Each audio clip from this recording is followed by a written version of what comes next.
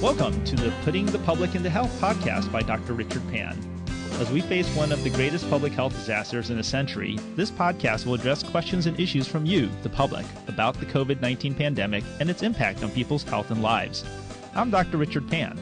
I'm a physician with a background in public health, and I'm proud to represent the people of Sacramento, Elk Grove, West Sacramento, and parts of Sacramento County in the California State Senate. I want to share with you important information and stories to help each other during this difficult time. On this podcast, I'm excited to welcome my good friend, Angelique Ashby. Angelique is a mother, a small business owner, and a Sacramento City Council member. She grew up in Sacramento and worked her way through college and law school as a single mother. She married an ER nurse and became a community leader fighting for public safety in Atomas. Angelique and I both ran for office for the first time in 2010 together, and the political pundits didn't think either of us could win. As the only woman currently serving on the Sacramento City Council, Angelique is an amazing champion for families, and she understands the challenges of balancing family and work. Thank you, Angelique, for joining me on this podcast. Thank you for having me, Dr. Pan. I'm so happy to be here. Thank you. So, Angelique, both of us have school-age kids. I have one in middle school and elementary school. Tell me about your kids and how they're doing. Yes, we are not immune to the part here where you have to deal with kids and work. Right. I have 3 children. One is an adult, and he may actually be the one most affected by COVID-19. He is 24 years old, and he works at a bar in Midtown Sacramento, which is now closed. Wow. Golden Bear. So he is unemployed as a result of COVID and having to deal with that and all the feelings and emotions around it and needing to understand it. And then I have 2 young children. I have a teenager who's 15 in high school, now distance learning. Okay. And I have a first grader who's 6 years old who does her first grade classes online every day, Monday through Thursday, 3 online classes a day. Wow. Yeah. So I know that with my kids, they're doing the distance learning. So in the morning said, have you started your distance learning yet? But I also know that I'm very fortunate because at home I have internet connection. I have several devices, so my 2 kids don't have to fight over which device, who's using the device right now for my distance learning. But yet I know many other families are perhaps struggling. They may have data caps on the internet, or they may not have as many devices, and now they have kids who are like, I need to do mine now. No, I want to do mine. So what are you hearing in your neighborhood about some of these things? I mean, this switch to distance learning for everyone has just been full of the rainbow of emotions. I think I speak for every mom and the dads who are taking this on too, like you, Dr. Pan, when I say I have laughed and cried at the distance learning components. You know, I'm so sad for my little first grader especially, and my 15-year-old. They miss their friends and their teachers, and it's very hard to explain to a 6-year-old why the playgrounds are closed and they can't go to the library and they can only see their friends through a screen on a monitor. Boy, is that hard. But I'll tell you what, there is not much more that could lift your spirits than 10 o'clock every morning listening to 20 first graders all on one Zoom call having their morning meeting. I absolutely love it. I love sitting next to her when it happens. Her teacher is a saint. You know, she'll go through a very long explanation of something critically important, and inevitably 3 of them will say, Miss Draper, I have a loose tooth. Tomorrow's my sister's birthday. You know, so it's really fun and lighthearted in that regard, but at the same time, I'm watching my kids continue to learn. And you asked a very important question about the gap in learning. This is something I lose sleep over as an elected official. I'm really proud of Natomas Unified School District. It is one of the smaller school districts in our city, but they are mighty, I will tell you that, and they are led by a true champion. Their school board trustees have done a great job, but their superintendent, Chris Evans, deserves an award when this is over with. Within a couple of weeks, he had Chromebooks in the hands of every child that needed one, and he had worked with me and our city manager, Howard Chan, to put hotspots in all around the district so that no child was outside the range of internet service. We also worked with AT&T and Comcast to lift those data restrictions so there aren't caps. There should be no child in Sacramento right now with a data cap or no access to the internet. We're trying very hard to knock those barriers down, and in Natomas, we have done so. Natomas is also lucky to have all those Chromebooks, although I would point to this. You know, Dr. Pan, you've helped me twice in the last 6 years pass 2 school bond measures for Natomas Unified. And those school bond measures mean computers for kids. They mean good public facilities and great teachers. And I'm really glad that we did all of that, especially right now, because the kids are reaping the benefits. Kids in Natomas are already up and learning, and they're on track, and they're doing a great job. Sac City Unified struggled. They really have. They've struggled to get the technology in the hands of kids. They've struggled with the partnerships, but they're trying very hard. Twin Rivers has got their program up and running. But there's still a lot of inequity there. How do we serve so many kids? Elk Grove has done a fantastic job. San Juan's doing a good job. The Sacramento County Office of Education that leads all the organizations has done a great job. But we as a region have to really focus on how to help these kids, and the needs are disparate. Right.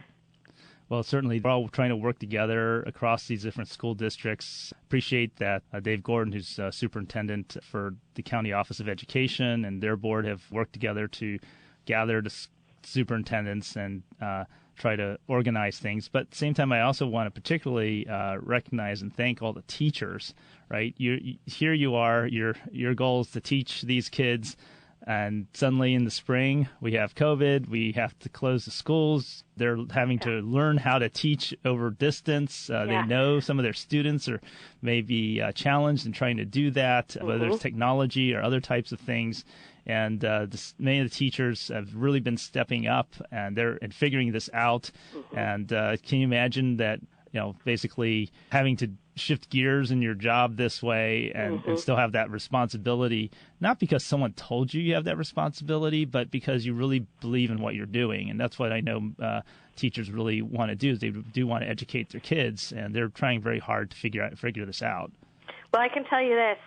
There is an entire generation now, and it's our generation, Dr. Pan, of parents, moms and dads, who are having to assist with, and we're not even the teachers, we're just the assistants. Right? It's just my job to find the right page number in the workbook and maybe help her with finding a sphere in the house, right? I'm not the one teaching her what a sphere is, but I can tell you there's an entire generation of adults now who have an increased appreciation for every teacher in America. Right. Because, first of all, we're having to teach our own kids all of a sudden. Yep. And second of all, we're realizing what a challenging job that is and trying to imagine what it would be with 20 or 30 kids in a classroom at any given time.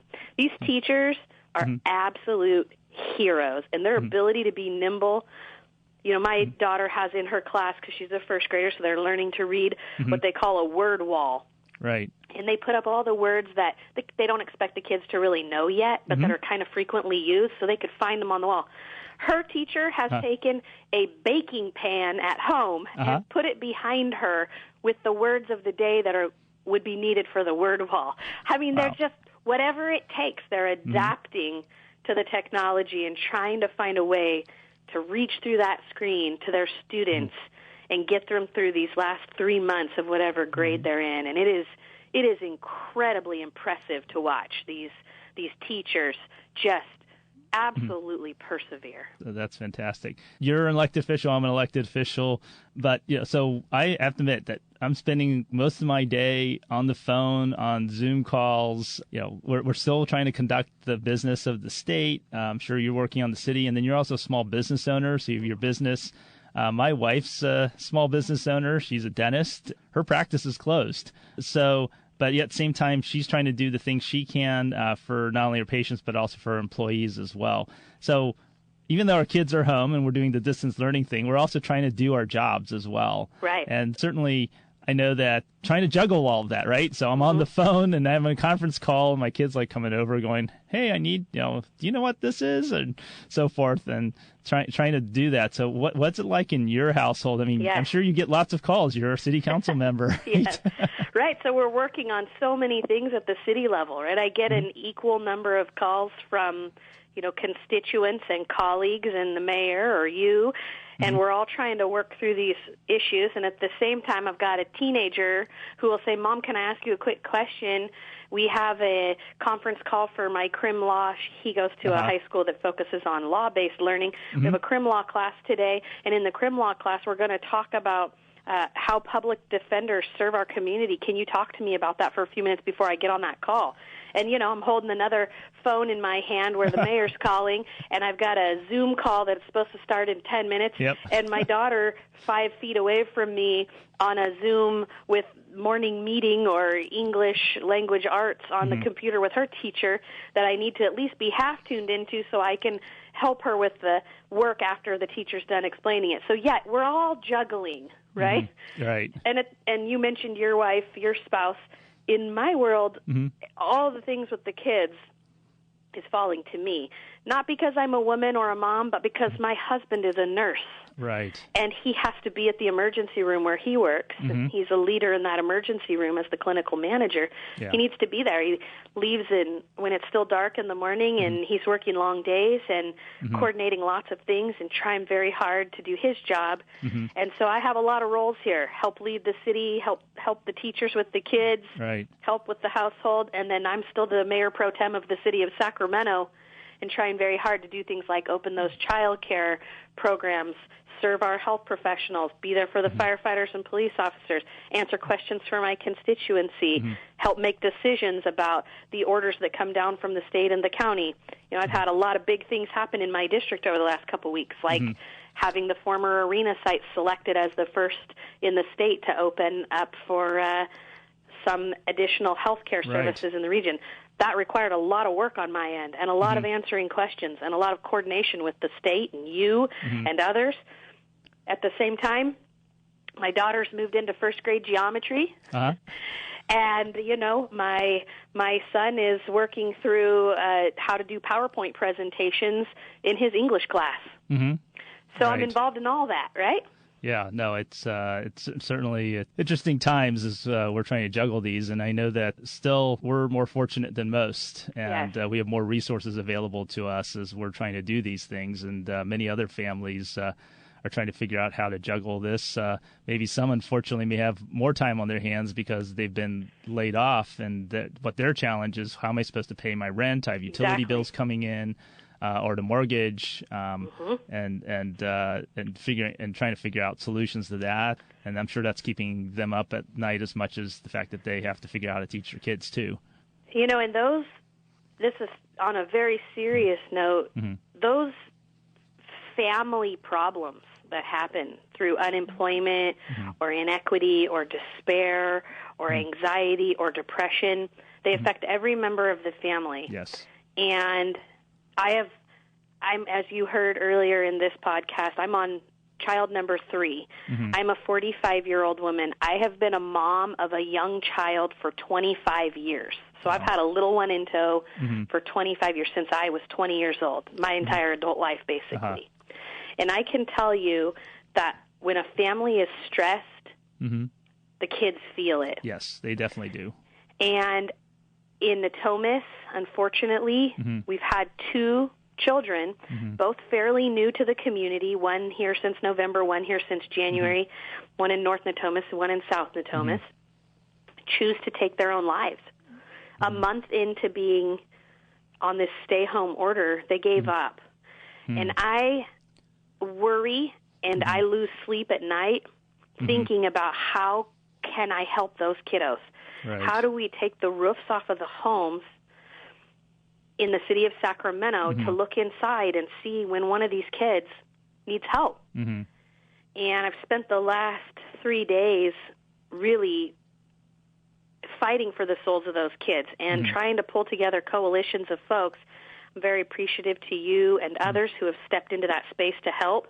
I know you are going on some phone calls with high school students to talk to them, to their classrooms. And they're very excited about that. I've heard from them. Also, the Sacramento Bee has written 2 articles in the last 24 hours about how to reach our kids.